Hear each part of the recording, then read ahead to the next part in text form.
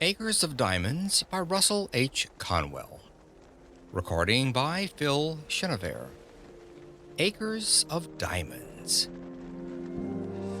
When I was going down the Tigris and Euphrates rivers many years ago with a party of English travelers, I found myself under the direction of an old Arab guide whom we hired up at Baghdad, and I have often thought how that guide resembled our barbers in certain mental characteristics. He thought that it was not only his duty to guide us down those rivers and do what he was paid for doing, but also to entertain us with stories curious and weird, ancient and modern, strange and familiar. Many of them I have forgotten, and I am glad I have. But there is one I shall never forget.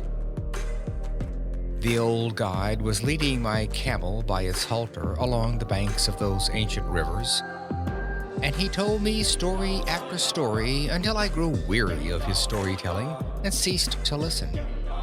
I have never been irritated with that guide when he lost his temper as I ceased listening, but I remembered that he took off his Turkish cap and swung it in a circle to get my attention.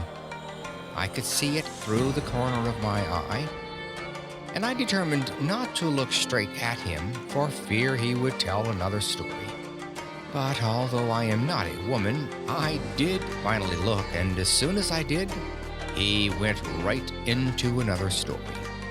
Said he, "I will tell you a story now, which I reserve for my particular friends." When he emphasized the words particular friends, I listened, and I have ever been glad I did. I really feel devoutly thankful that there are 1,674 young men who have been carried through college by this lecture, who are also glad that I did listen. The old guide told me that there once lived, not far from the river Indus, an ancient Persian by the name of Ali Hafed. He said that Ali Hafed owned a very large farm, that he had orchards, grain fields, and gardens, that he had money at interest, and was a wealthy and contented man. He was contented because he was wealthy, and wealthy because he was contented. One day there visited that old Persian farmer one of these ancient Buddhist priests, one of the wise men of the East. He sat